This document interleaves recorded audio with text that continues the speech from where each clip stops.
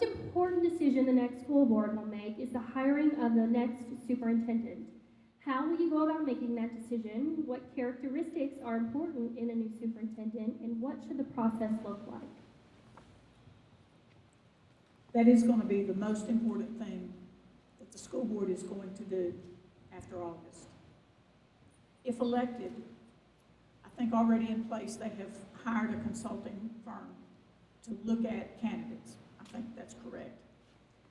We need to put the best leader, because that's what a superintendent does.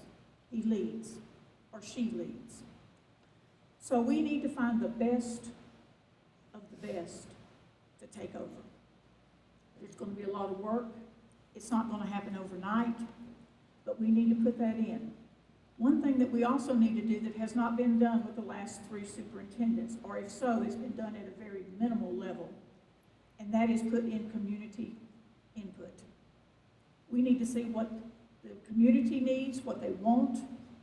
We also need to listen to their suggestions. Then we need to find the best one. Is it a business person? Is it an educator? Is it a combination of both? We need to find the best person to lead this district and make Hamilton County Schools good again, or the best that they can be. When I came in 1988, we were a good school system. When I left in 2010, we were hurting, and we're still hurting, and a lot of that has come out in the past year. We have got to make a decision. If we do not do now, with the opportunity of bringing in a new school superintendent that will work with this community, have a vision, they may have to think out of the box. Education is not what education was when I first started teaching. We have all kinds of technology, we have all kinds of diversity coming into our area, we have all kinds of problems.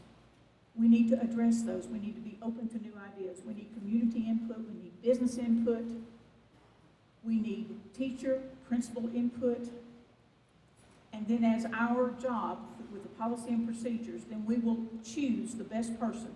It's being done all over this state. We've already had 2 or 3 that have had to have new superintendents. So I think we can get the best. It may not be local. We may have to go outside. And if that be the case, that's fine. We have to have somebody that is going to lead us in the right direction to make sure that our students are prepared once they graduate to either go to college or go out into the business world. Okay. Well, I'm going to sit down if that's okay. First of all, we have not picked a search firm yet.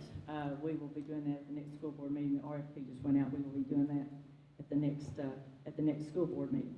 A couple of things. You didn't think there was ever community input? Yes, there was. We had meetings all over this town when we hired Dr. Scales. We had them in every district. We had a huge one at the Choo-Choo. We had another huge meeting at the Trade Center. There have already been out, I know Unifi-Ed has already had meetings all over in every district, getting input from the community. And you know, everybody wants the same thing in a superintendent. I've yet to hear anybody say, I want somebody dumb, stupid, and ugly for a superintendent. I mean, we all want the same things. We all want the best that we can get. We all want, you know, somebody that's going to lead us forward. All these are just canned phrases that people come up with. We all want the same things. The problem is getting that person. And before we've had the doctors, and as far as I'm concerned, Dr. Register did as much around the time that you're talking about with the merger of the school to destroy the school system than anybody, a good doctor. Dr. Scales didn't help a whole lot either. And when we hired Rick Smith, the community wanted somebody local as superintendent because we had 2 from outside. So the community did have an input in that as well. And also, you say about there was time for a change. Well, you know, things have been going downhill. That's why I voted against everything almost that we've done in the school system. If more people had voted with me, things might look a whole lot differently than they do right now. Right now on the school board, we have 4 teachers, 2 people who are married to teachers, and then me and a couple more. I mean, I ask you, we have representation for those. What we need here is representation for us. We also need a representation in the superintendent. We need somebody that's a good manager of people. That's the main thing. That's what their job is. We have 1 employee, that's the superintendent. We don't employ anybody else at the school board. We have 1 employee, and that's the superintendent. I'm looking for someone who will be willing to do a zero-based budgeting, that will start every department with zero and let them add up what they need, instead of just keep piling on every year to what they had last year and add some more this year.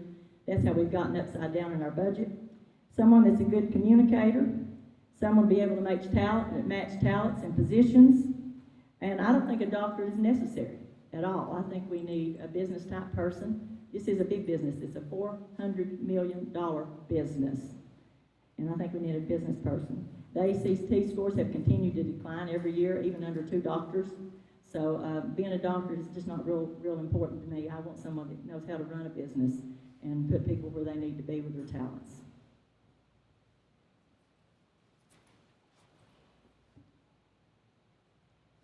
I agree, we gotta find the right superintendent. The budget is $417 million, not $40 million, $400 million. We gotta find somebody that can run a $400 million budget with over 5,000 employees. This is a big job. Got over 42,000 students. He's gotta be over all this. We need somebody that can do all this. I'm not sure a school teacher can do it. If they can, great. Let's get them. Not need to get the search firm to find this person for us that can run this kind of multi-million-dollar budget.